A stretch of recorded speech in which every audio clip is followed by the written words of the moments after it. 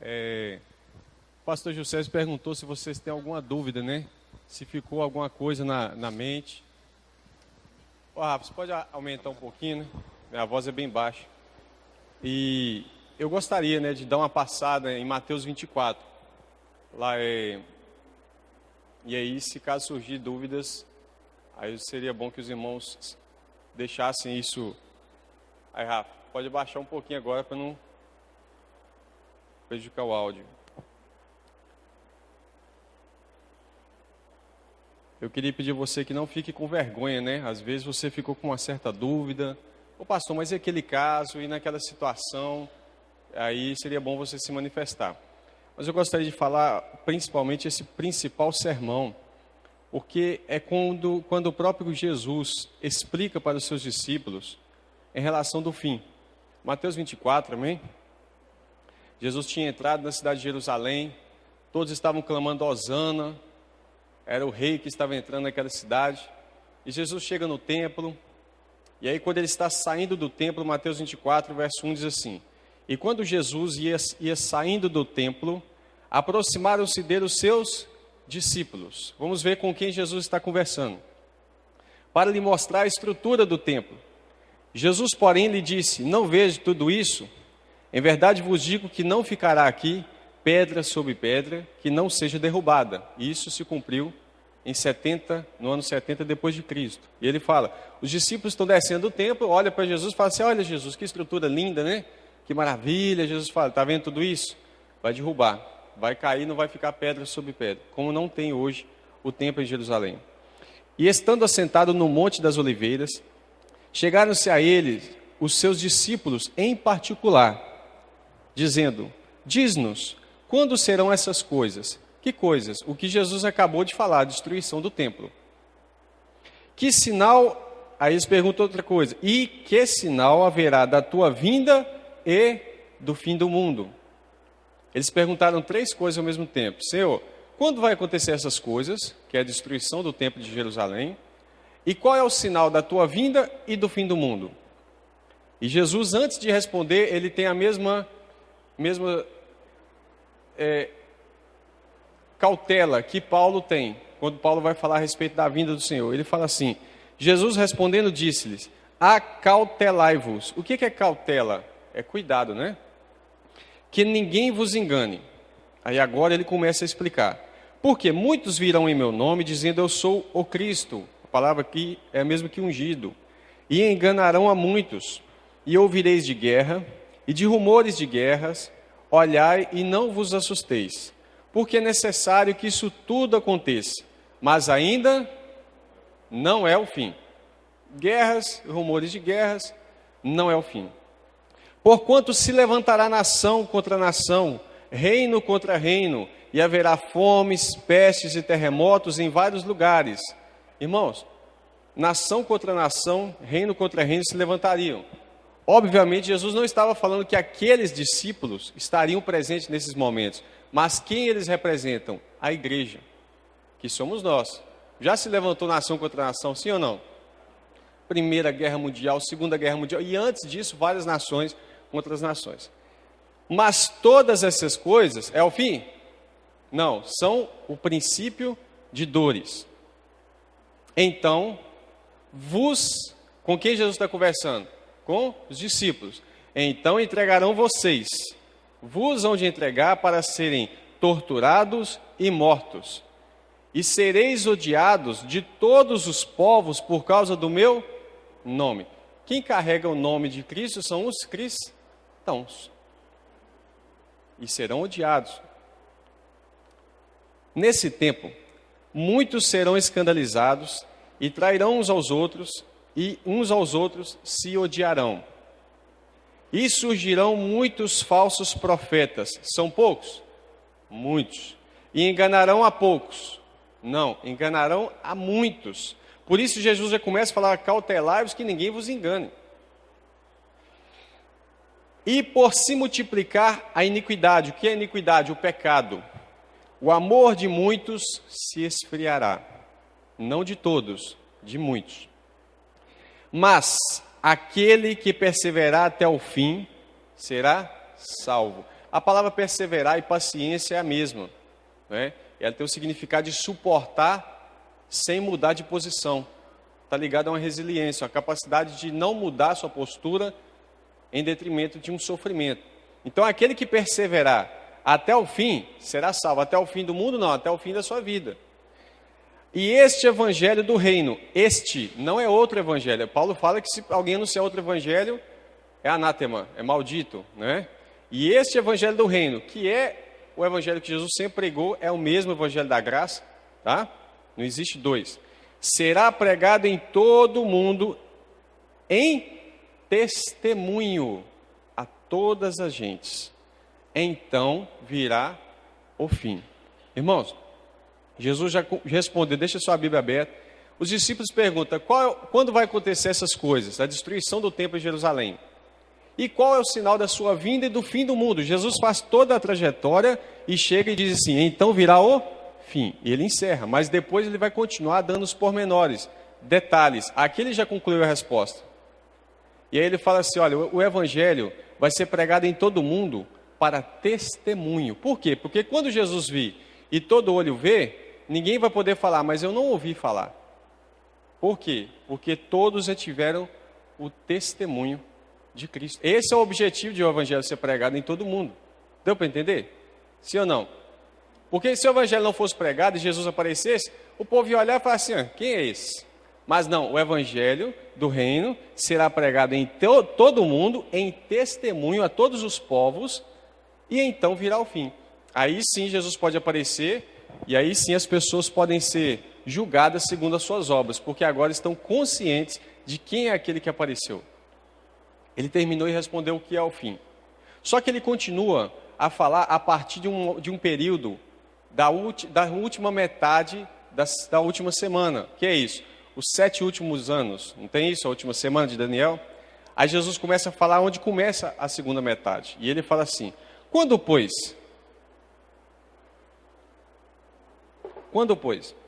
virdes, vocês verem, que a abominação da desolação, de que falou o profeta Daniel, isso vai ser a abominação desoladora que Daniel diz, está no lugar santo, quem lê, atenda.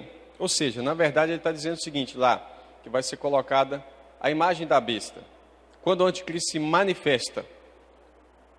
Então os que estiverem na Judeia, fujam para os montes, porque isso vai ser colocado em Jerusalém. E quem estiver sobre o telhado, não desça a tirar coisa alguma da sua casa. Algumas pessoas vão dizer, isso aqui está falando lá do ano 70. Não está falando do ano 70, não.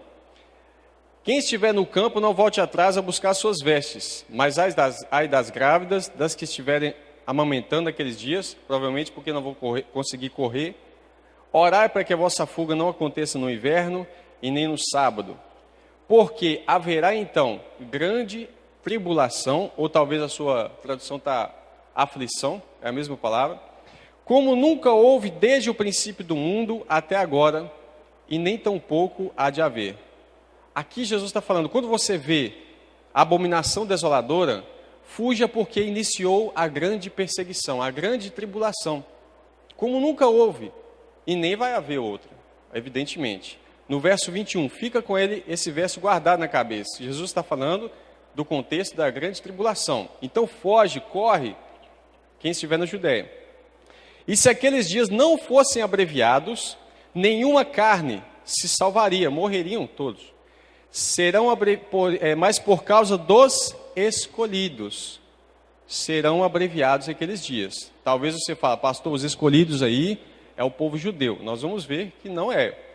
Nós somos a nação eleita, o povo, a nação santa, o povo escolhido, né? Você o tempo todo canta que você é escolhido de Deus, mas nesse momento aqui nós às vezes tentamos colocar que não é a igreja que é escolhida, somos nós que somos escolhidos. Então se alguém vos disser, eis que o Cristo está ali, né, ou aqui, não deis crédito, porque surgirão falsos cristos e falsos profetas e farão tão grandes sinais e prodígios, que se possível fora, enganariam até os escolhidos. Eis que vos tenho predito. O que Jesus está dizendo? Olha, eu já estou avisando, já estou predizendo Vocês já estão avisados. Portanto, se vos disserem que ele está no deserto, não saiam. Eis que ele está no interior da casa, também não acreditem. Porque assim como o relâmpago sai do oriente e se mostra até o ocidente, assim será também a vinda do Filho do Homem. O que ele está dizendo? Se falarem que ele está dentro de casa, não vai. Se falar que ele está em qualquer lugar, não vai procurar ele, porque vai ser evidente. Como é um relâmpago que sai de lá, do oriente, e se mostra até o ocidente, assim será o Filho do Homem na sua vinda. Então, no período da grande tribulação, muitas pessoas vão começar a tentar enganar o povo, falando que Jesus está ali ou ele está lá, para que as pessoas vão lá até Jesus. E vão surgir muitos falsos cristos. E Jesus fala, eu já vos tenho predito, eu já estou avisando. Então não vai me procurar, porque eu vou me mostrar. Deu para entender? Sim ou não? Alguma dúvida? Verso 29. Então, e logo depois da tribulação daqueles dias, que é do verso 21 que ele está tratando, o sol escurecerá, a lua não dará sua luz, as estrelas cairão do céu e as potências do céu serão abaladas. Só uma pergunta, se o sol escurecer, a lua não der sua luz e as estrelas não estão no céu, o céu fica claro ou escuro? E de repente vem um relâmpago, como um relâmpago, um brilho, a glória de Cristo como um relâmpago. Tem como não ver? Não. Por isso que ele está dando o cenário da vinda. Ele fala, o sol vai escurecer, a lua não vai dar luz, para que a glória seja só dele. Nem o sol, nem a lua, nem a estrela vai roubar o brilho de Cristo.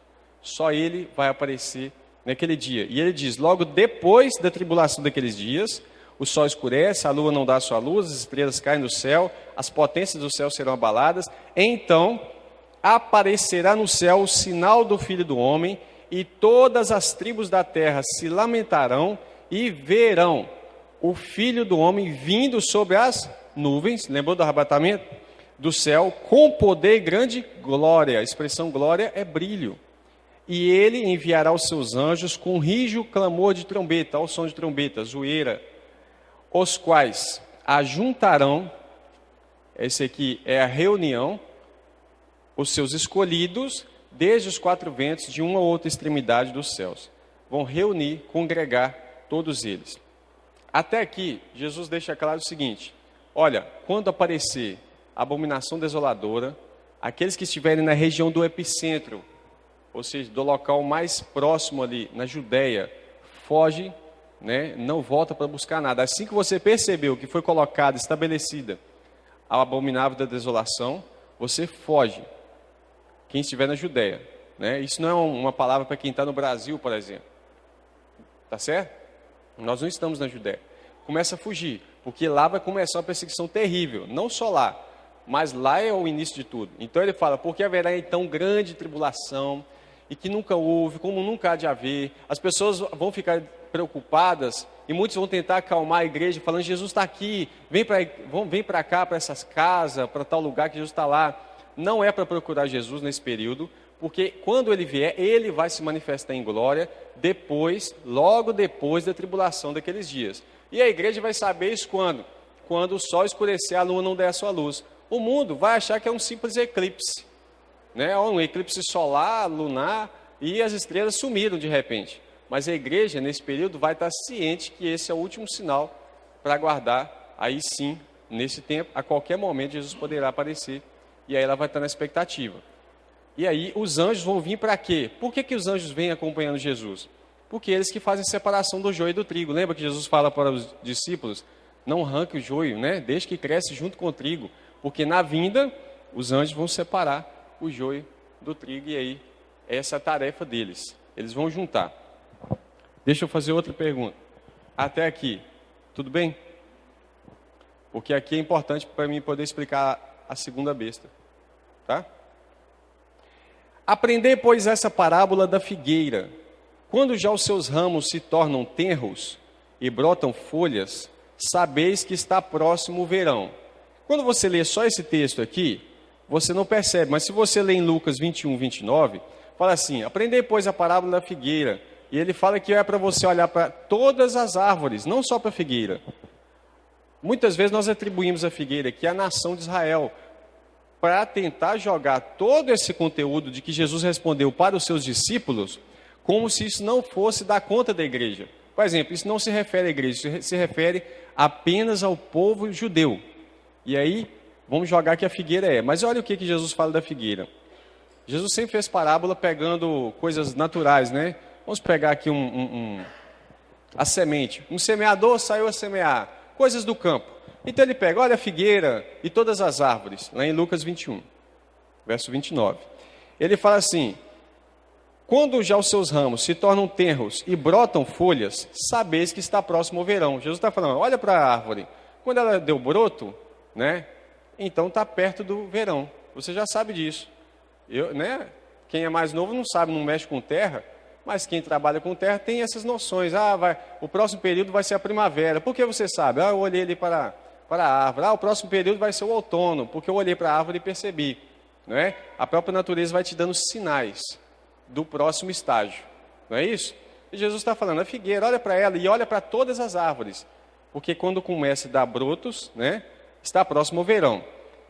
Igualmente, quando virdes todas essas coisas, ou seja, que ele acabou de falar, quando vir abominável desolação, etc. e tal, a tribulação, quando vir todas essas coisas, sabeis que ele está próximo às portas. Quando eu vou saber que ele está próximo às portas? Quando eu ver todas essas coisas. Ele pegou um paralelo de uma árvore, que deu um broto, e logo em seguida vem o verão, para comparar com o sinal da árvore para o verão é similar ao sinal da vinda de Cristo para que ele apareça. Deu para entender? E aí ele fala assim, em verdade vos digo que não passará essa geração sem que todas essas coisas aconteçam. Qual é essa geração que ele está dizendo? Não é a geração dos discípulos, é essa geração que viu os sinais da abominação desoladora. Deu para entender também? Aquela geração que vê, por exemplo, a imagem da besta, não vai ter outra geração, não vai se levantar outra depois dela. Aquela é a última geração. E é o contexto que ele está falando, porque ele já tinha encerrado, né, no verso 14, o assunto até o fim da história. Mas no verso 15 ele reinicia uma explicação detalhada em seus pormenores. E ele termina falando aqui, né? O céu e a terra passarão, mas as minhas palavras não hão de passar. Pode falar, Gil. Glória a Deus. Queridos, o pastor Felipe está dando alguma pausa e perguntando se alguém tem alguma dúvida. Então, Mateus 24, ele traz todas uma sequência do que irá acontecer. Tem alguém que tem alguma dúvida com respeito à parte dos sinais? Quer perguntar? Tem alguém que tem alguma dúvida e que perguntar? Pastor, eu gostaria de perguntar sobre o sol escurecerá, a lua não dará luz.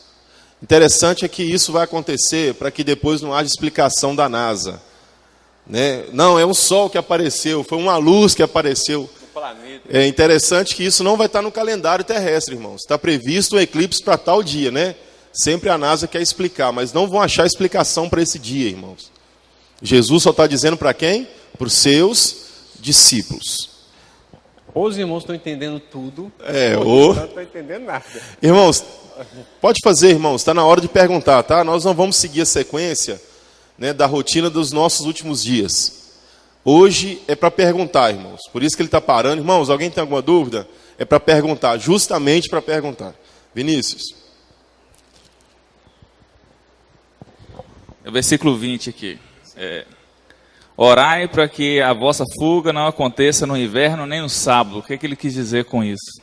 Irmão, eu creio que é porque é o seguinte, naquele período na Judéia, no sábado, ninguém trabalha, tá certo? Então está todo mundo assim, livre para poder te achar na rua. Embora pode não ser isso, né? Mas eu acredito o seguinte, lá em Israel, o povo não trabalha no sábado. Então se você for fugir no sábado, está todo mundo parado sem trabalhar. Vai ficar mais fácil de encontrar. Isso porque eu creio sim. Embora existam comentários que falam que é porque o judeu não pode caminhar mais do que 2 quilômetros no dia de sábado, né? Você já leu isso também, né? Então, mas eu acredito que está mais ligado à questão de ser encontrado. Porque imagina, todo mundo, uma nação inteira parada, digamos no Brasil, um feriado. No feriado, todo mundo está fácil de te achar, né?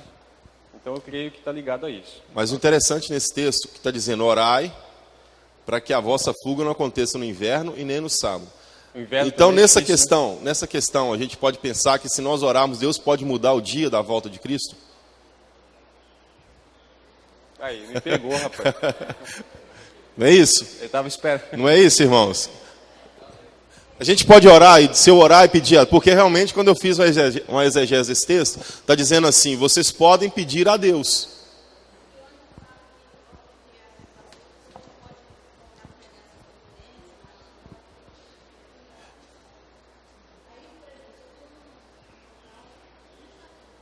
Isso. A irmã está com dúvida. Pastor, eu preciso voltar para buscar as coisas. E Jesus está dizendo, olha, não volte porque aconteceu aquele dia em diante.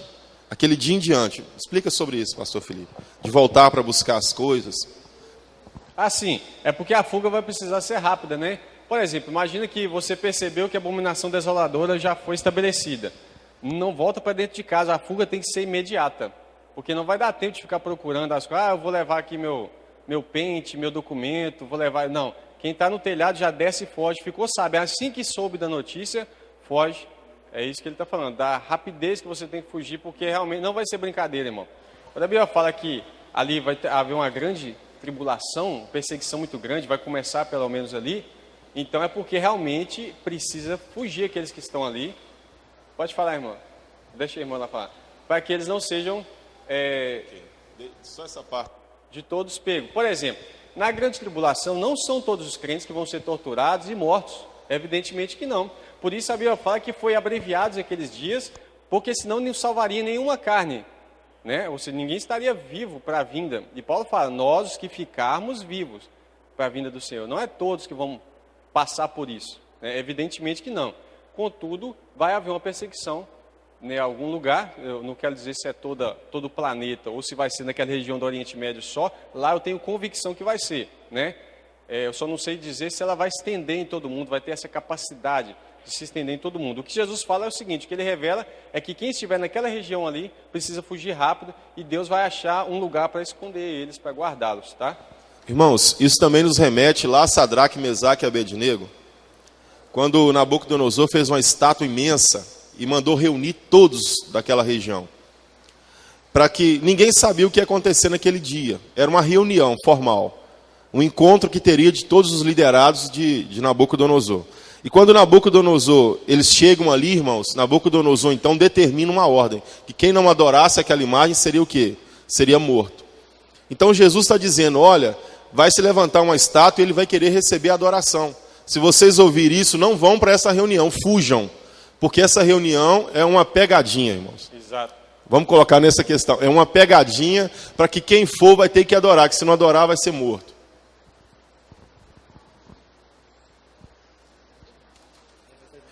Ok. E para onde ir? Qual a orientação da palavra? E para onde fugir então? Ele fala assim, olha... Só lembrando que isso vai acontecer na região de Jerusalém, irmãos. Fujam para o verso 16. Fujam para os montes. Achou aí? Por que fugir para o monte, irmãos? Porque do monte você tem uma visão mais ampla, não é? Você consegue enxergar o que está acontecendo embaixo. Acredito que sim. Mais alguém tem alguma pergunta? Aí ninguém te pergunta. É isso também, essa mesma pergunta? Lá, isso. Porque do lugar mais alto a pessoa consegue enxergar lá embaixo, né? O que está acontecendo. Raildo.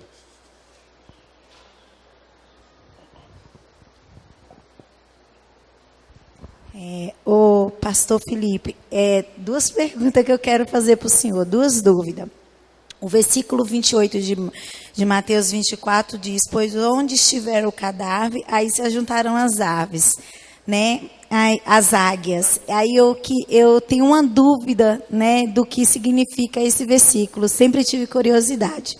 E outro versículo que eu queria perguntar para o senhor, eu sou curiosa mesmo, tá? É no livro de Apocalipse, né, que eu ia perguntar ela para o senhor, onde fala Oh, Jesus, separei. Da mulher lá que o dragão persegue, é que eu separei aqui, misturei tudo aqui agora. Aí que fala assim que ela foge, o dragão lança a cauda. Eu queria que o senhor me explicasse o que é aquela mulher que dá a luz, né? E ela é perseguida e ela foge, né? É esse versículo que eu queria que o senhor me explicasse, por favor. Obrigada. Tá certo. Bem, esse verso 28, você percebeu que eu pulei ele, não percebeu? Porque iria atrapalhar o contexto lá, porque eu iria ter que fazer justamente uma pausa para voltar nele. Mas foi bom que eu já concluí o assunto, agora não tem problema. Quando fala onde estiver o cadáver, aí se juntará as águias, isso me remete à vinda de Cristo, e aí quando ele termina a sua descida, lá em Apocalipse 19, verso 17, tá ok? Que vai falar assim: vi um anjo que estava no sol e clamou, isso quando o cavaleiro do cavalo branco está descendo, já. Vinde, um anjo que estava no sol clamou com grande voz, dizendo a todas as aves que voavam no meio do céu: vinde, ajuntai-vos à ceia do grande Deus, para que comais a carne dos reis, a carne dos tribunos, a carne dos fortes, a carne dos cavalos e dos que sobre eles se assentam, e a carne dos homens, e livres, e servos, e pequenos e grandes. Aí, quando eu pego o contexto da vinda de Cristo, o único momento que eu vejo essa expressão ligada a cadáver e a ave é aqui em Apocalipse 19. Tá certo? Quanto à mulher de Apocalipse 12, esse é um texto tão complicado. Por quê? Isso. O que eu disse lá, né? Tá ligado? Agora, quanto à mulher, ela tem vários símbolos. Ela, ao mesmo tempo que ela representa Maria, ela que deu a luz ao menino, né? Ela representa Israel e ela representa a igreja em determinados momentos. Então, por exemplo, quando você começa a pegar a figura lá, Apocalipse 12, verso 1. E viu-se um grande sinal no céu. É uma visão que João está tendo. Uma mulher vestida do sol e tendo a lua debaixo dos seus pés, uma coroa e 12 estrelas na sua cabeça. Essa primeira parte aqui, você vai lembrar do sonho de José, lembra dele? Que José sonhou que o sol, a lua e 11 estrelas, porque ele era a 12ª, né? As 11 estrelas estavam ali. Essa visão está ligada à visão das 12 tribos de Israel, né? Ao pai, à mãe e as 12 tribos. E essa mulher está vestida com isso, está vestida com toda essa promessa que vem das tribos, né? Que recai sobre a igreja no fim dos tempos. E aqui, irmã, ela começa a falar, por exemplo, e deu uma luz a um filho. Olha, aqui no verso 5, está falando da Maria, literalmente da mãe de Cristo, né? Mas só que essa mulher vai mudando de figura ao longo do tempo. E quando ela fala, por exemplo, de uma parte que vai ser protegida no deserto e uma parte que vai ser perseguida, está falando justamente dessas duas características. Uma parte do povo que vai morrer e vai ressuscitar na vinda também, vai morrer durante a grande tribulação, e uma parte que vai ser guardada durante a grande tribulação. Guardada é protegida, né? Que não vai ter sua vida preservada. Deu para entender? Amém, irmãos? Sobre Mateus 24, depois eu gostaria de concluir. Só mais uma coisa, tem mais alguma pergunta? Então posso continuar aqui? Mais alguma pergunta, irmãos? Mais alguma pergunta? Deu para esclarecer as dúvidas? Deu para esclarecer algumas dúvidas? Que são várias? Então tá bom. Vamos seguir qualquer coisa, irmãos. O pastor Felipe vai dar essa pausa, a gente volta aí. Tá, e vamos passando os assuntos. Houve uma pergunta só a respeito do milênio. Não vamos falar hoje de milênio. É muita coisa. Vai nortear muito. Né? Senão vai sair muito fora. O milênio seria uma oportunidade boa para o pessoal do Rio de Janeiro vir, né? Tá certo. Irmãos, até aqui, Jesus já deu a resposta que os discípulos queriam. Jesus, qual é o sinal da sua vinda e do fim do mundo? Jesus fala até o verso 14, então será o fim. A partir do verso 15, ele retoma uma explicação detalhada da segunda metade da semana, que é quando começa a grande tribulação. Não é 7 anos, mas é 3 anos e meio. É a partir desse momento que começa a grande tribulação, a qual Jesus diz, né? Quando colocar a abominação desoladora, então começa essa perseguição. A partir de então, Jesus fala e ele já diz todos os sinais e fala assim, olha, quando você vê uma árvore dando brotos, é porque a próxima estação será o verão. Então, quando você vê acontecer todas essas coisas, que ele acabou de dizer, que é a abominação desoladora, uma grande perseguição, então vocês já sabem que está próximo às portas, à vinda de Cristo. Então, quando? Nesse período você vai saber, tá certo? Por isso, ele fala assim,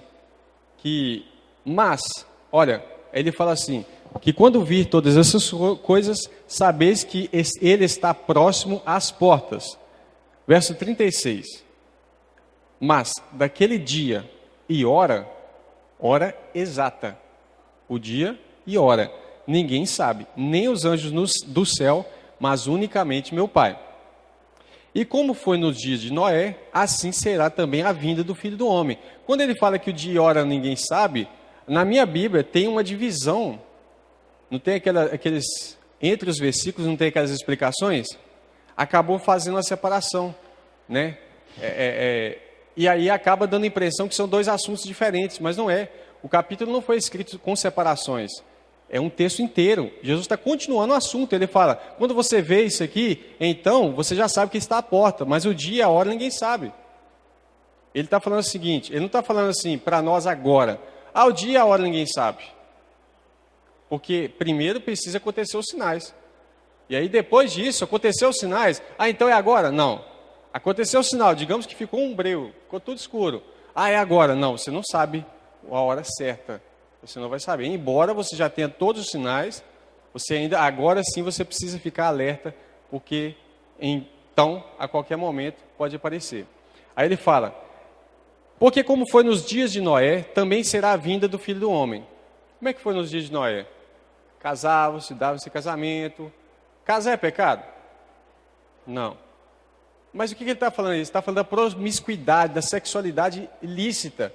As pessoas estão tendo relações assim, né? Imagina se no dia de hoje, como já é, né? Ficou, eu vou ficar, né? Fica com um, fica com outro, casando-se e dando-se em casamento, se entregando num relacionamento. Até o dia em que Noé entrou na arca. Então, até aquele dia, acontecia isso. A partir desse momento, não tem mais. E não perceberam até que veio o dilúvio e levou a todos. Assim será também a vinda do Filho do Homem.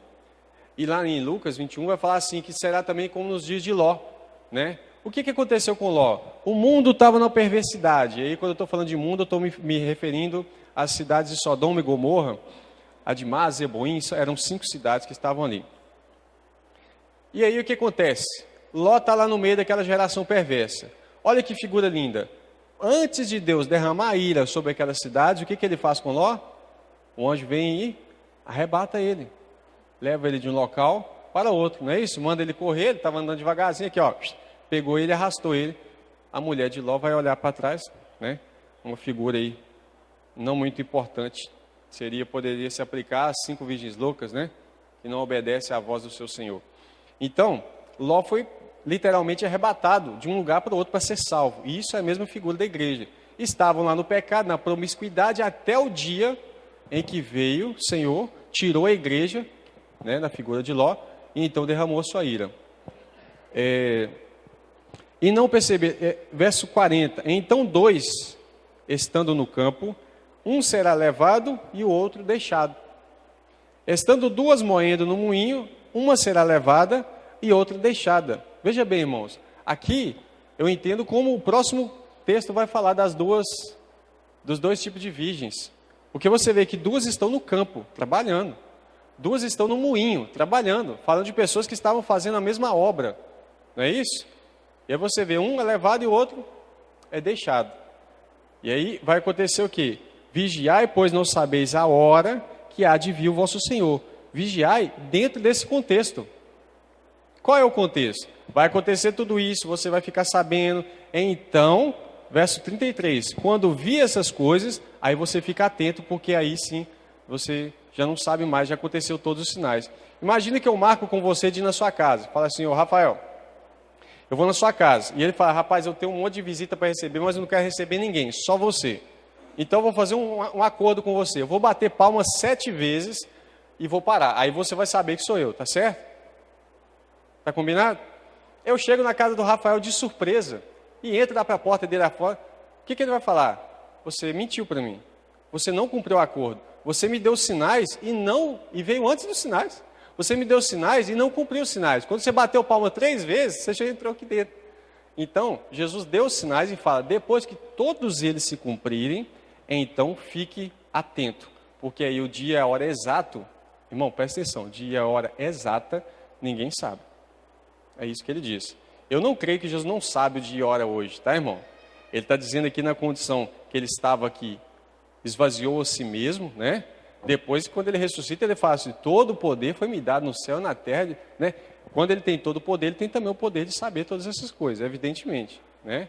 Jesus fala, Pai, glorifica-me com a glória que eu tinha antes contigo, né? Porque quando o verbo se faz carne, ele se esvazia. E, evidentemente, ele se torna em partes dependente do Espírito Santo para todas essas coisas. E aí ele fala, ó, a mim não me foi revelado nesse momento, como homem. Ele não está falando aqui agora que ele não sabe o dia e a hora, tá certo?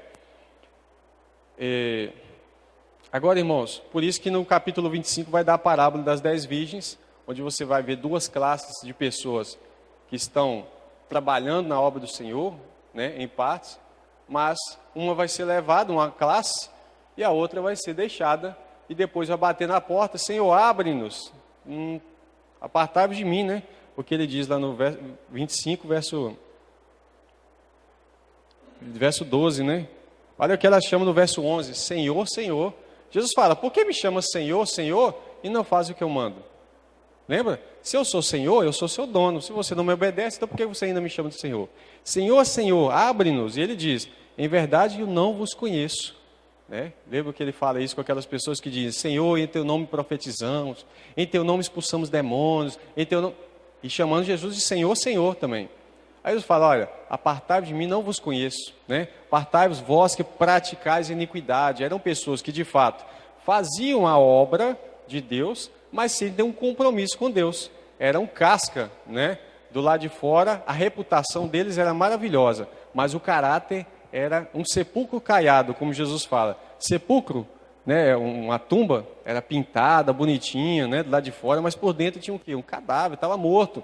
E aí Jesus fala também nessas circunstâncias, sepulcros caiados, do lado de fora lindos, né?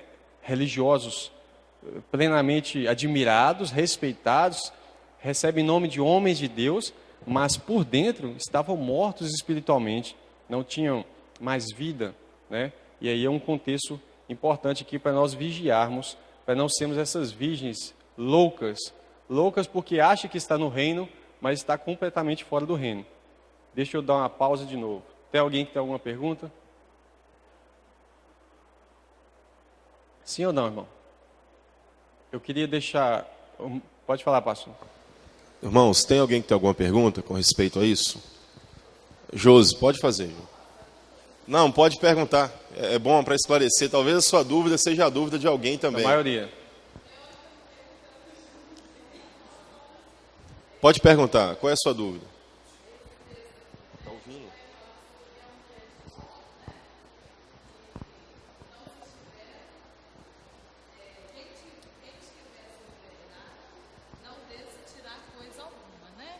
Aí eu lembrei também, antes de eu falar da mulher de Ló, né, que olhou para trás. E ao mesmo tempo eu fico pensando assim, quando Jesus voltar, né, que essas pessoas, algumas pessoas vão estar preparadas, lógico, né, e vai ter chance, por exemplo, eles aqui, nossa... Eu não estou conseguindo elaborar a pergunta, mas na minha mente... Pode ser da maneira mais simples, né? Maneira que você entender. Tipo assim, essas pessoas vão ter oportunidade, por exemplo aqui, fujam para os montes. Algumas pessoas vão poder ter aquela oportunidade de subir, né? Ai, pastor, eu não estou conseguindo elaborar. Eu entendi o que você está dizendo. É o seguinte, subiu a igreja. As pessoas que foram deixadas para trás vão ter uma segunda chance. Isso, não.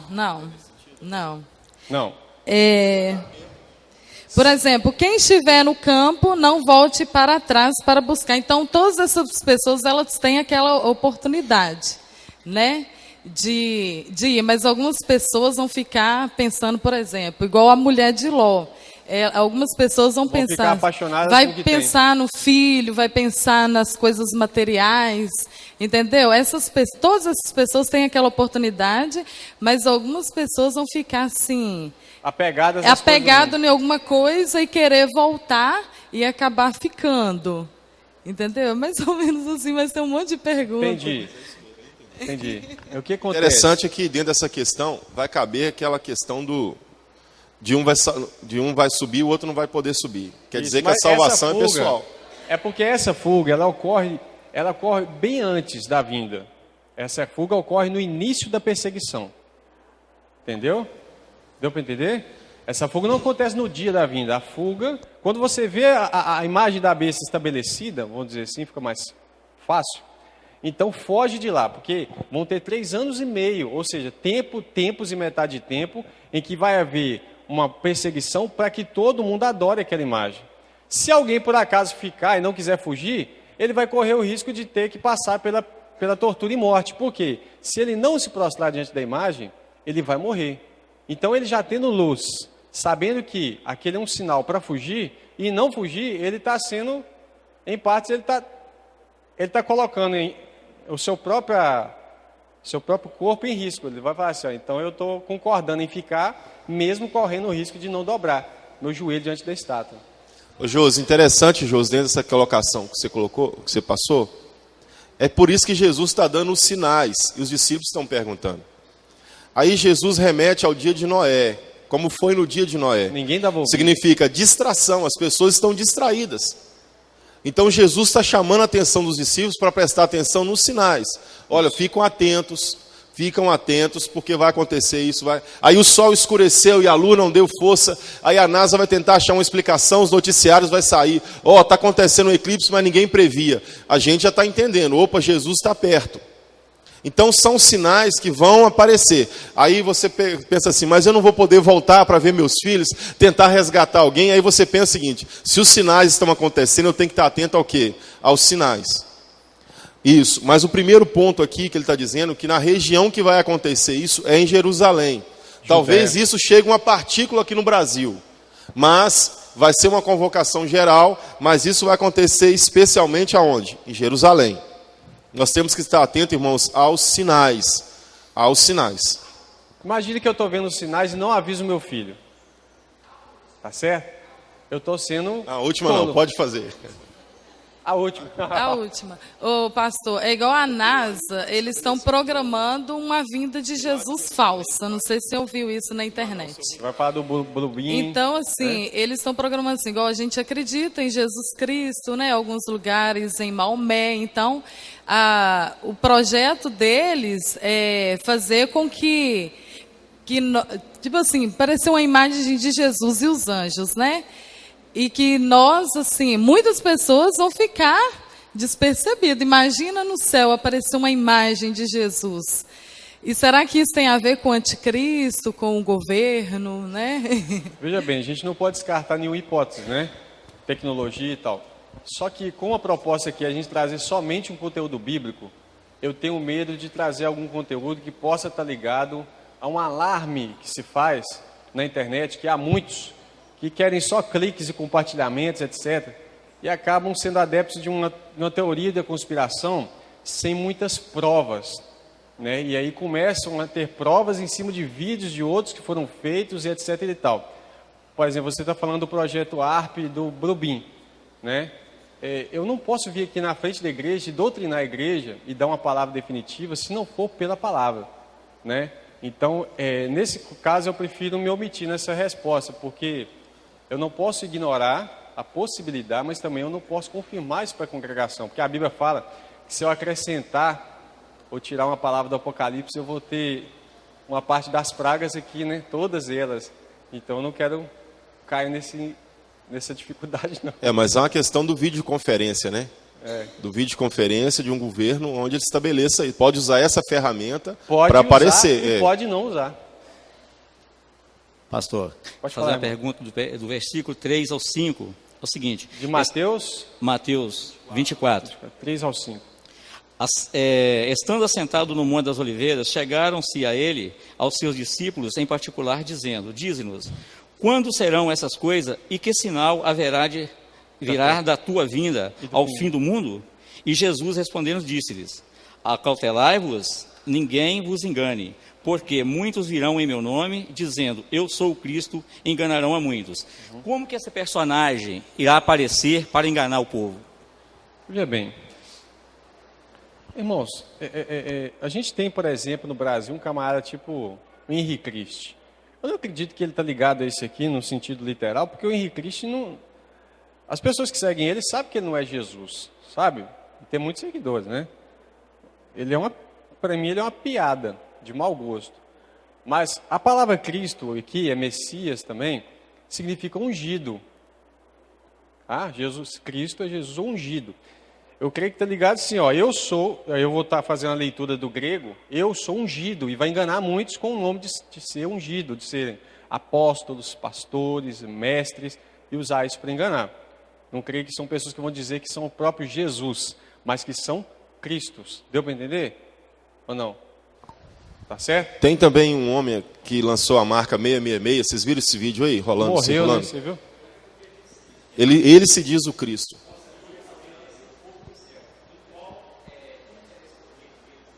Isso aí. Ele vai... Porque na realidade, irmãos, Jesus está dizendo como que será a vinda dele. Jesus vai vir a essa terra, irmão, com um corpo de homem novamente? Vocês acham que Jesus vai vir? Ou ele vai vir como Deus, com os anjos? Então Jesus está dizendo, eu não vou vir mais em forma humana, como um ser humano comum. A minha próxima vinda será em glória. Eu vou vir em glória. Então acautelai-vos para que ninguém vos engane.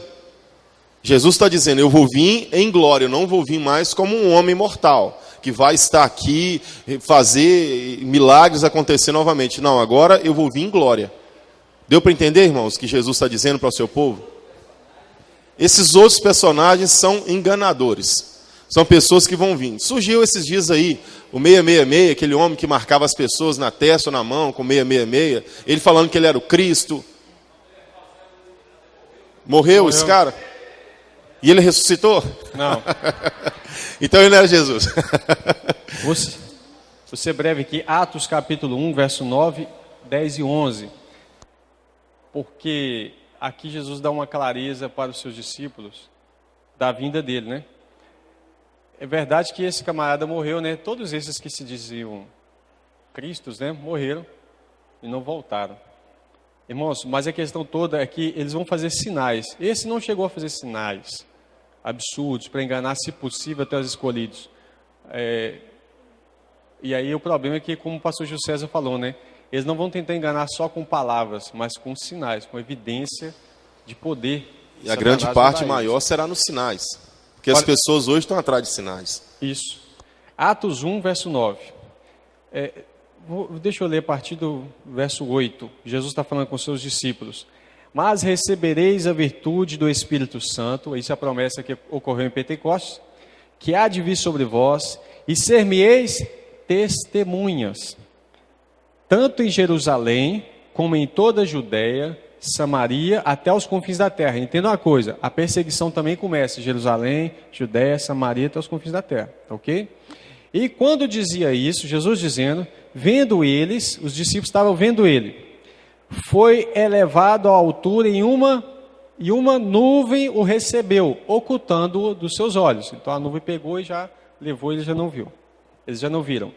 E estando com os olhos fitos no céu, isso é, estavam olhando para o céu ainda tentando ver Jesus, enquanto ele subia, eis que junto deles, dos discípulos, se puseram 2 homens vestidos de branco, os quais lhe disseram, homens galileus, por que estáis olhando para o céu? Este Jesus que dentre vós foi recebido em cima no céu, há de vir, assim como para o céu ouviste ir as nuvens. Ficou claro aí? Eles viram Jesus subir? Então vamos ver Jesus voltar. Ficou claro ou não? Tá certo? Agora, eu vou ser bem breve, porque há uma ideia errada de um certo modo, que faz uma comparação, por que leva a gente a entender que Mateus 24 seria para Israel.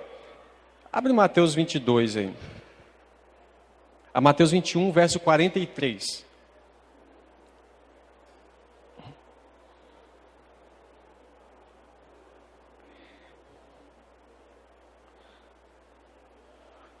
Ok? Acharam? Não deixe de abrir sua Bíblia não, viu? Portanto, eu vos digo que o reino de Deus, ele está falando com os judeus, tá ok? Segundo a carne. Ele está falando o povo, né?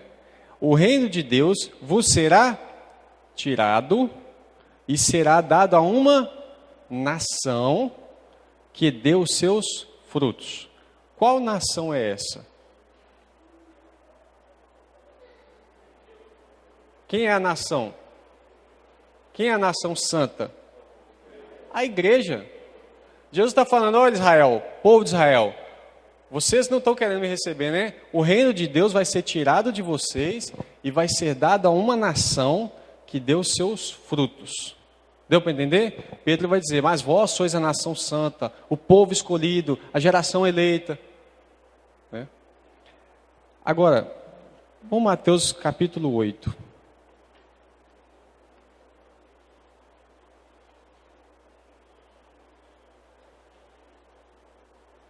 Verso 12.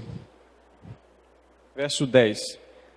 Quando aparece um centurião que é estrangeiro, isso é, ele é um gentil, não é judeu, Jesus diz, e maravilhou-se Jesus ouvindo isso e disse aos que o seguiam, em verdade vos digo que nem mesmo em Israel encontrei tanta fé. Mas eu vos digo que muitos virão do Oriente e do Ocidente e se assentarão à mesa com Abraão, Isaque e Jacó no reino dos céus.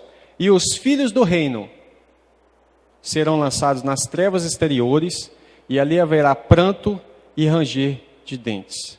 Quem são os filhos do reino que ele está dizendo aqui? Lá na frente ele diz, o reino vai ser tirado de vocês, e vai ser dado a outro povo, para que dê fruto, porque vocês estão desprezando aquilo que Deus proporcionou, num chamamento para Israel segundo a carne. Aí você fala, pastor, mas Israel, ele é salvo de qualquer maneira. Se o israelita pecar à vontade, ele é salvo porque ele é filho de Abraão. Abre João 8.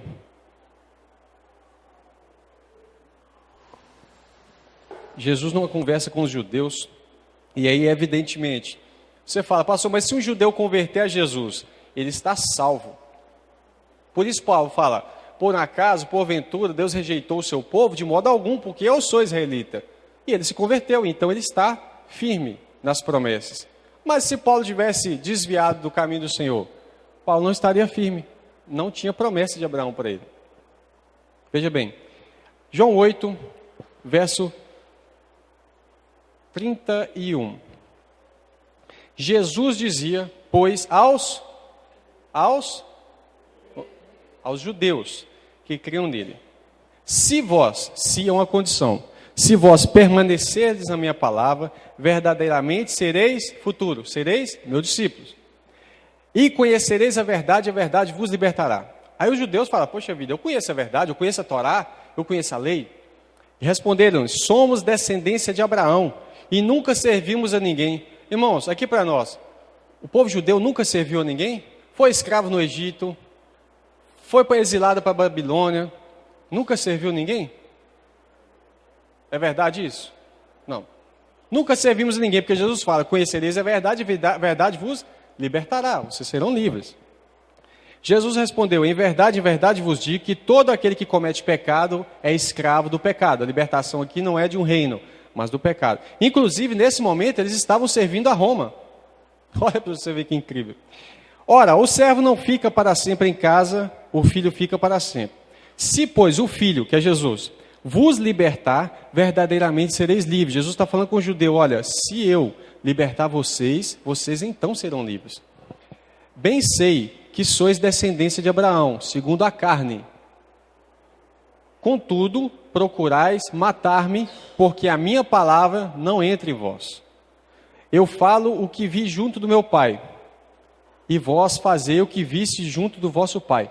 Preste atenção, acompanhe essa leitura, porque talvez ela seja a mais importante que você vai fazer em relação a esse assunto. Jesus fala, eu falo o que eu vi junto do meu pai, mas vocês falam do que vocês viram junto do vosso pai. Ele vai falar que é o diabo. Porque quem vive no pecado é filho do diabo. E ele está falando com os judeus, segundo a carne, descendente de Abraão. Responderam e disseram, nosso pai é Abraão. Jesus disse, se fossem filhos de Abraão, fariam as obras de Abraão. Jesus está falando, vocês não são filhos de Abraão. Embora são descendentes, as promessas de Abraão, a herança do filho, não está sobre vocês. Mas agora procurai matar-me a mim, homem que vos tem dito a verdade, e eles não queriam ver a verdade, que de Deus tem ouvido. Abraão não fez isso. Vós fazeis a obra de vosso pai. Disseram, pois, nós não somos nascidos de fornicação, temos um pai que é Deus. Agora eles appelam para a paternidade divina, falam, nós somos filhos de Abraão. Jesus fala, vocês não são. Eles falam, não, nós temos um pai que é Deus. Vamos ver se Jesus confirma isso.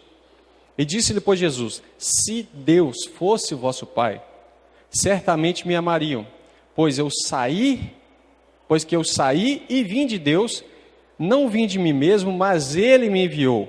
Por que não entende a minha linguagem?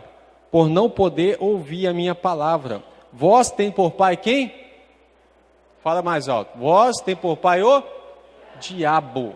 Sabe quem falou isso? Não sou eu, é Jesus. Jesus vira para os judeus segundo a carne, que não queriam deixar a palavra limpar eles, e fala, vocês não são filhos de Abraão, embora eu sei que vocês são descendentes de Abraão segundo a carne, vocês não são filhos. Por quê? Descendentes de Abraão, os ismaelitas também são, os edomitas também são, os midianitas também são. Só que, e os israelitas, que não creem em Jesus, também são descendentes segundo a carne. Mas para ser filho de Abraão, segundo a promessa, é pela fé em Jesus. Deu para entender? E por isso Jesus fala, eu vou tirar o reino de vocês e vou dar para uma nação que dê fruto. E essa nação é a igreja. Esse estudo é... Isso, eu vou concluir aqui.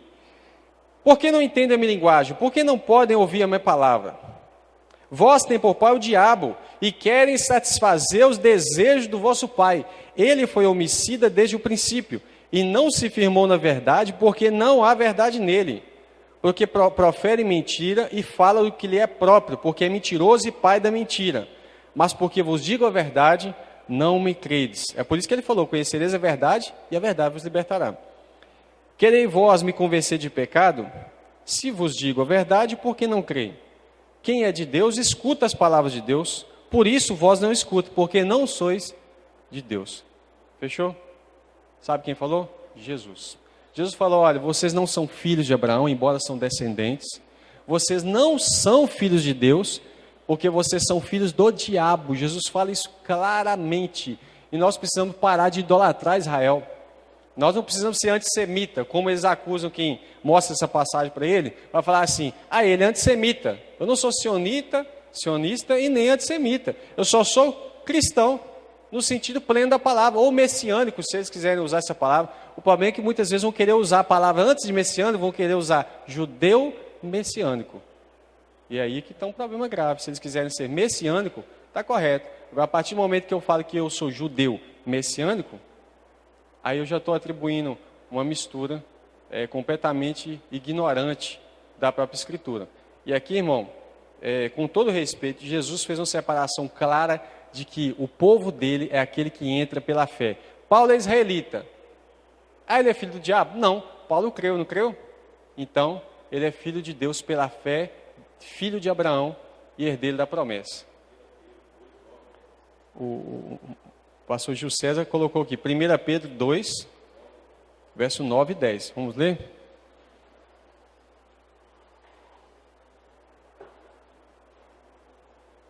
Na verdade, esse texto, se você quiser ler, vem desde o verso 4, tá? Vou ler o verso 9. Mas vós sois a geração eleita, são os eleitos, o sacerdócio real. O que ele está dizendo com isso? Reis e sacerdotes. Ele está dizendo que o povo de Israel, que se diz sacerdote, não é mais sacerdote. Depois de Jesus, não se levantou mais nenhum rei em Israel, da descendência de Davi. Não tem rei. A nação santa, o povo adquirido. Aí você fala, não, mas Israel foi o povo adquirido. É isso que Deus fala lá no Antigo Testamento. Mas quando chega uma nova aliança, eles rejeitam. Para que anuncieis as virtudes daquele que vos chamou das trevas para a sua maravilhosa luz. Vocês, que em outro tempo não eram povo, mas agora são povo. E ele vai para Oséias 1. Que não tinham alcançado misericórdia, mas agora alcançaram misericórdia. Irmãos, isso é tão profundo que gastariam dias para estudar isso aqui. Gálatas, né? Isso. Abre lá Gálatas 3, verso 7.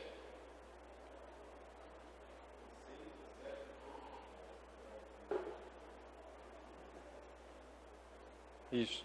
Mas eu vou ler o 7 porque ele fala algo claro. Gálatas 3, 7. Por que eu estou dando ênfase nisso? Porque é isso que acaba bloqueando muito a interpretação do Apocalipse. É querer salvar duas noivas. Querer salvar duas esposas. É querer colocar duas e aí começa a querer arrumar etapas para encaixar as duas. Né? Gálatas 3, 7. Sabeis, pois, que os que são da fé são filhos de Abraão. Por isso ele fala, se você crê em mim, então a verdade vos libertará. Mas vocês não creem, então vocês não são filhos de Abraão. Verso 9. De sorte, ou de modo, que os que são da fé são benditos com o crente Abraão. Veja bem as promessas de Deus. Pastor, mas tem promessas para Israel. Verso 16. Ora, as promessas foram feitas a Abraão, verso 16, e a sua descendência, no singular. Não diz, e as descendências, como falando de muitos, mas fala de uma só, e a tua descendência que é Cristo. Quer manter a promessa feita a Abraão? Então, se achega a Jesus Cristo, que a promessa está ligada nele. Deu para entender? Jesus é descendente de Abraão? Filho de Davi, descendente de, né? Então, veja bem, a promessa foi feita a Abraão e a sua descendência, singular. Não a todos os descendentes, mas ao descendente singular que é Cristo. Por isso, quando eu estou em Cristo, eu sou herdeiro da promessa. Verso 26. Porque todos sois filhos de Deus. Olha, os judeus lá, Jesus falou, vocês não são filhos de Deus porque não creem em mim. Se creem, passa a ser filho. E aí Jesus explica, porque todos sois filhos de Deus pela fé em Jesus Cristo. A partir do momento que um gentil ou judeu converteu a Cristo, ele é filho de Deus e é filho de Abraão. Sois filhos de Deus pela fé em Jesus Cristo, porque todos quanto fostes batizados em Cristo, já vos revestiste de Cristo. Nisto, na salvação, não há judeu nem grego, não há acepção de pessoas, nem servo, nem livre, nem homem, nem mulher, porque todos vós sois um em Cristo. E se sois de Cristo, então sois descendência de Abraão e herdeiros conforme a promessa. O que ele falou, não há separação de judeu ou grego, gentil. Ele uniu os povos. E para concluir essa explanação, Efésios capítulo 2.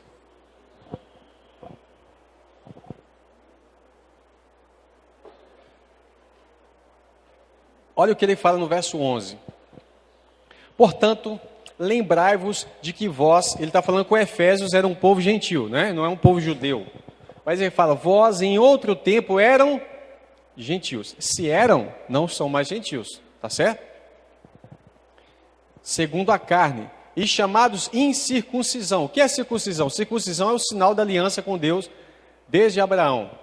Agora a circuncisão no coração.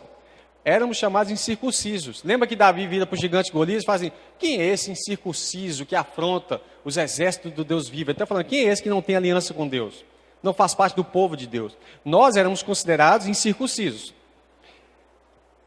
Feito pelas mãos de homens. E nós éramos chamados gentios. Naquele tempo, estávamos sem Cristo, separados da comunidade de Israel. O que ele está dizendo? Se nós estávamos separados, quer dizer que agora nós não estamos.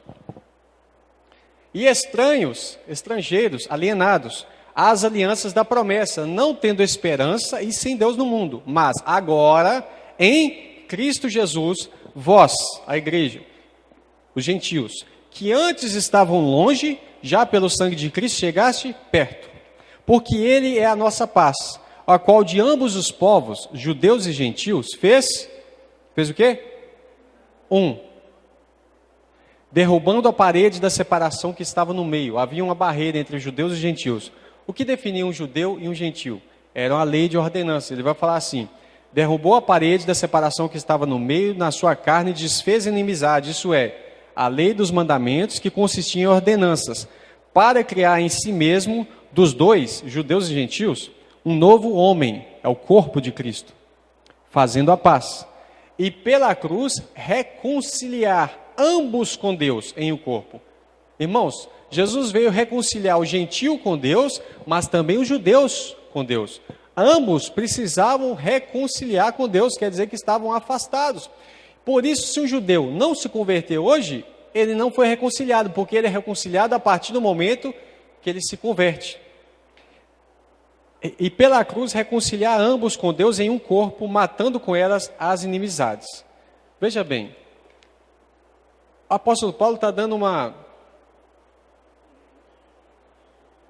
Vou continuar, verso 18. E por ele, Cristo, ambos, judeus e gentios, temos acesso ao Pai em um mesmo Espírito. A gente só consegue ter acesso ao Pai hoje através do Filho, seja judeu, seja gentio, seja qualquer um. Tá certo? Paulo está explicando para nós um mistério profundo em que os judeus agora estão tendo a comunidade de Israel completada por meio dos gentios que estão se chegando a Cristo. E aí ele vai falar assim no verso 1, olha capítulo 3, verso 1.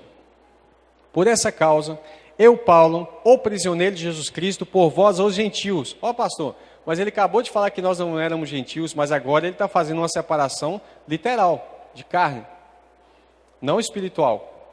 E se é que tendes ouvido a dispensação da graça de Deus que me foi dada convosco. Agora presta atenção que profunda essa parte. Como me foi esse mistério? Era um mistério. Acompanhe a leitura. Como me foi esse mistério manifestado pela revelação, como antes há pouco vos escrevi. Ele acabou de escrever que judeus e gentios formaram um povo, formaram um corpo, e agora é uma comunidade só. E ele está revelando um mistério. Por isso, quando vocês lerem, né, podereis perceber a minha compreensão do mistério de Cristo. Paulo vai revelar agora qual é o mistério de Cristo, o qual nos outros séculos não foi manifestado aos filhos dos homens, como agora, no tempo dele, tem sido revelado pelo Espírito aos seus santos apóstolos e profetas, a saber, qual é o mistério? Que os gentios são co-herdeiros, membros de um mesmo corpo e participantes da promessa em Cristo pelo Evangelho. Amém? Por isso, quando Paulo conclui o livro de Gálatas, capítulo 6, verso 16, ele vai chamar a igreja de Israel de Deus. Porque você não é mais gentil. Você não está mais afastado da comunidade de Israel. Mas e o judeu que não creu? Ele não faz parte do Israel de Deus espiritual. Embora ele seja descendência de Abraão, ele deixou o Cristo, que é o único acesso mediador entre Deus e o Pai, e a Bíblia diz que ele foi quebrado e no lugar dele foi enxertado alguém que creu. Um judeu que creu, que é Paulo, Pedro e vários judeus que se convertem nos dias de hoje. E os gentios entram sendo participantes da promessa, sendo enxertados em Israel, fazendo parte dessa comunidade. E agora nós temos um só povo, um só corpo, e não há duas mulheres de Cristo, duas esposas, duas noivas, só há uma noiva, e a aliança eterna é essa que Cristo restaurou, que ele falou que faria, em Jeremias 31, verso 31, ele fala isso, que vem dias que faria uma aliança nova, né, com a casa de Israel e com a casa de Judá, e nós entramos participando pela casa de Israel. Nós somos participantes das promessas, filhos de Deus, filhos de Abraão, herdeiros da promessa de Deus em Cristo. E eu creio que os irmãos devem ter entendido que não há essa ambiguidade, não há essa dualidade de dois povos coexistindo, sendo povos de Deus, santos e separados e remidos. Porque há um povo, seja judeu, seja gentil, nisso não há diferença. Aquele que recebe Jesus, ele faz parte das promessas e da aliança com Deus. Amém? Pastor Gil César, alguém tem alguma pergunta? Deixa eu fazer uma pergunta, né? Ficou clara essa questão de que a igreja é a nação santa e é também o Israel de Deus, e a igreja, e se o judeu converter, ele está salvo, mas se ele não converter, Jesus chama ele de filho do diabo, que ele não está salvo. Ficou claro isso? Eu falo isso porque, irmãos, eu aprendi que um judeu, olha, para mim, desde a minha infância era muito complexo isso. Eu aprendi que um judeu, ele podia fazer o que fosse, que ele estava salvo.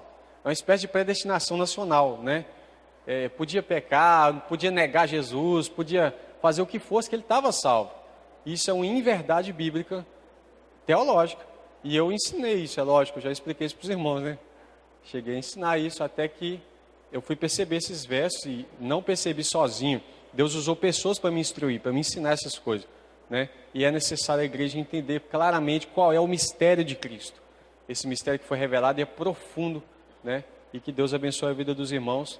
Eu agradeço ao pastor Jader, pastor presidente dessa igreja, pastor Gil César pelo convite, a paciência dos irmãos, né? De ouvir, de acompanhar a leitura, de ter o coração tão aberto para receber a palavra. E eu estou disponível, né? Se os irmãos tiverem alguma dúvida depois, talvez fique com vergonha. No final da apostila, na última página, tem o meu telefone, que é um WhatsApp também, e tem o meu e-mail. Se quiser, às vezes, perguntar alguma coisa ali, tá? A gente vai estar de prontidão. Ô, Gil.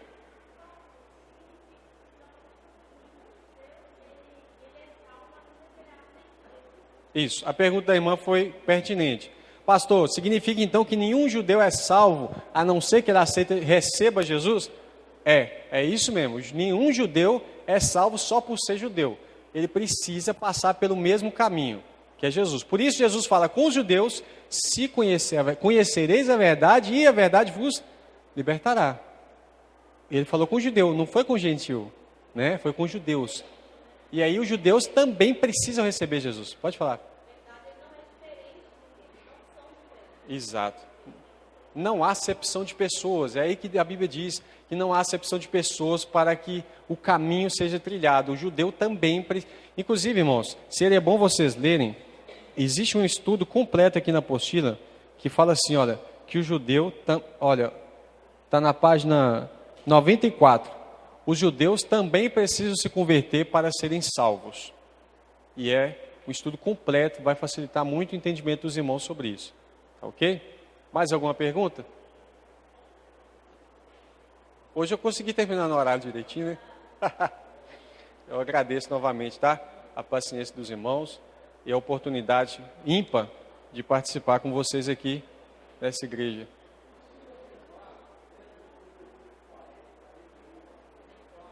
De Mateus 24.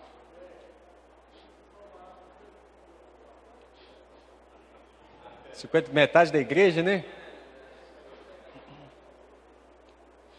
Bem, a pergunta do irmão foi o seguinte, é possível afirmar, a partir do verso 40, de Mateus 24, 40 não, né? É isso mesmo? Que somente metade da igreja, né, seria salvo. Jesus sempre coloca essa... Se for pegar proporcionalmente, a ideia que se dá é disso, que metade vai ser salva e metade não vai, né, da igreja. Só que, veja que os discípulos perguntam assim, sobre quantos que vão se salvar. Jesus fala que a porta é estreita, né? Ela continua estreita, irmão, não esquece não.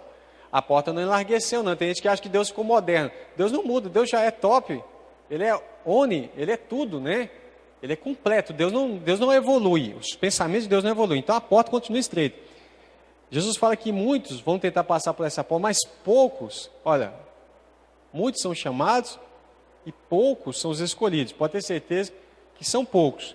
Eu não arriscaria dizer que metade é exato. Pelas parábolas, dá-se a entender, das 10 virgens, né? Essa de um será deixado, outro será levado, dá-se a entender que metade da igreja seria salvo. Evidentemente, se você pegar metade da igreja do Brasil, não dá para você falar que metade vai ser salvo, porque não vai. Pode ter certeza. Você vai, por que você está julgando? Pelas práticas. A Bíblia fala que eu não posso julgar pela aparência, mas eu devo julgar segundo a reta justiça de Deus, que é a palavra de Deus. Olhando pela palavra, pela escritura, você vê uma igreja que idolatra mamon. Ela fala em Deus, mas ela quer dinheiro. É isso que a gente vê muitas vezes na igreja, né? É uma igreja que ela se congrega dizendo que é em nome de Deus, mas o que ela busca são as bênçãos de mamon. Então a igreja brasileira pode ter certeza que metade dela não sobe não, isso eu tenho certeza absoluta. Agora, quando você olha para a igreja num contexto geral, do outro lado do mundo, você tem a igreja no Oriente, que ela é extremamente fiel. Lá poucos vão se perder, aqui poucos vão se salvar. Estou falando do dia de hoje, tá? Vou te dizer do dia de hoje. Por que eu falo isso? por causa das obras. A Bíblia fala que pelo fruto se conhece a árvore. E o fruto da igreja brasileira é um fruto de vexame, de líderes que têm se corrompido na política, de líderes que têm se vendido por causa de shows, de uma população que adora, né, eventos, mas não querem se aprofundar na palavra de Deus, não gostam de oração, né? Uma igreja que não gosta de orar, a verdade é essa, a igreja no contexto geral do Brasil, que eu conheço muito bem a igreja brasileira, de líderes que se vendem por causa de... Olha, irmãos, eu tenho tido contato, às vezes, com pessoas que eles veem a palavra e falam assim, pastor, mas é verdade, é isso mesmo. Fala assim, então prega isso, irmão. Eu não posso, porque lá numa convenção vão me excluir. Jesus fala, amaram mais a glória dos homens do que a glória de Deus. Isso é se prostituir, meu irmão. A partir do momento que eu tenho consciência da verdade e eu me omito a ensinar a igreja essa verdade, eu estou me prostituindo. Então eu não posso falar que hoje no Brasil seria metade, nem no Oriente. Porque no Oriente eu tenho certeza que a maioria vai ser salva, né? E aqui a gente tem certeza, como na igreja americana, que nós somos influenciados pela teologia da prosperidade, teologia de Mamon, a maioria hoje não recebe a salvação. Se você pegar os pais da igreja, você vai sentir vergonha de como era a igreja primitiva e como somos nós. Inclusive, esse estudo todo que eu dei para vocês hoje sobre o seminário do Apocalipse, eu fui buscar referência lá na igreja primitiva. Quem conhece e tem acesso aos pais da igreja vai ver que nunca, na história dos pais da igreja, eles dividiram a vida de Cristo em duas etapas, os dois povos distintos, salvos. Eles não dividiram a primeira ressurreição em duas etapas, nunca fizeram isso. Sempre eles pregaram como está escrito em Mateus 28. E aí, se você quiser conferir, pega os pais da igreja ali, Orígenes, você vai pegar Clemente, Adidaque, todos os pais da igreja, você vai ver que todos eles testemunham que a vinda de Cristo vai ocorrer depois da tribulação daqueles dias, como está escrito claramente, e nenhum deles vai afirmar uma vinda secreta, como um relâmpago, como um piscar de olhos, porque na Escritura não fala isso. Então eles tinham essa questão. Tá certo? Irmão Gil, pastor Juscelio. Glória a Deus.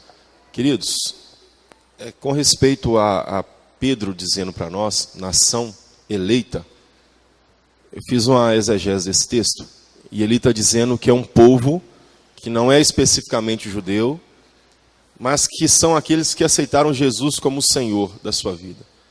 E passaram a fazer parte, então, da família de Deus. Quantos aqui aceitaram Jesus como Senhor e Salvador da sua vida? Então você faz parte da família de Deus. Não importa se é judeu, se é servo, se é livre.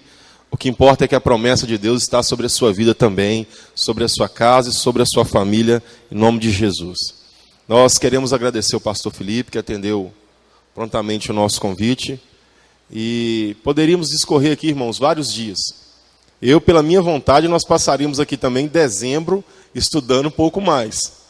Mas nós temos um calendário a seguir, nós temos uma programação a ser feita. E foi uma proposta do pastor Jader para o ano que vem nós fazermos um internado aqui, né, pastor, na igreja, e de nós ficarmos aqui durante todo o dia, almoçarmos aqui e passarmos o dia todo aqui na igreja. Então, nós vamos sentar depois e estudar essa possibilidade. Isso. Irmãos, então é o seguinte, com respeito à apostila que você adquiriu, não jogue ela fora, não descarte ela, porque, em primeiro lugar, é um estudo revelado, irmão. Tem muita coisa profunda. Em segundo lugar, porque o ano que vem nós vamos utilizar ela de novo. Então o seminário ano que vem vai ser seminário do Apocalipse simplificado, aquilo que não foi dito. Então vai ser esse tema. Seminário do Apocalipse simplificado, aquilo que não foi dito. Aí nós vamos rever, vamos ver e estudar só aquilo que não foi dito. Aí tem os 144 mil, Josué, também, que diz só os 144 mil que vão ser salvos, pastor. Não, não é isso, irmão. É 12 vezes 12 vezes 1000, que é um número incontável, que vai dar os 144 mil. Então, irmãos, guarda a sua apostila com carinho, porque o ano que vem você vai pegar ela de volta e nós vamos estudar aquilo que não foi dito. Amém? Alguém tem alguma pergunta para a gente encerrar? Também quero agradecer o pastor Daí, que veio lá do Inhapim participar com a gente. Ele parece um pouquinho com o pastor Felipe. Mas ele é uma bênção de Deus. E queremos também agradecer os irmãos que estão participando pela internet, irmãos. Aqui nós estamos mexendo ali porque está sendo enviado isso online Tem o pastor Rafael que mandou um abraço para você lá do Japão, tá, e está assistindo lá também. Então a internet hoje é uma bênção, irmãos. É uma ferramenta que nós podemos divulgar a palavra para o mundo todo. Então isso foi compartilhado via internet. Tem alguns amigos também lá do trabalho que estão aqui comentando. Então que Deus abençoe também a vida deles pela internet. Pastor Felipe faz um agradecimento ao pastor Rafael, que ajudou também na confecção, na preparação dessa apostila. Amém, irmãos? Vamos então passar ao pastor Jada para a gente encerrar esse mês. Gostaram, irmãos? Existe lá uma indicação assim, quem gostou dá um joinha, né? Foi bênção? Gostaram? Então ano que vem tem mais, amém. Em nome de Jesus. Pastor Jada. Amém. Irmãos, graças a Deus. Amém. Amém. Graças a Deus que eu aprendi bastante. As pessoas pensam, o pastor sabe tudo. Sabe nada, irmãos. Sabe nada. A gente tem muita coisa para aprender ainda. Então a gente ali, o pastor falando e fazendo algumas anotações daquilo que a gente tinha dúvida, a gente pegou e fomos abençoados. Mas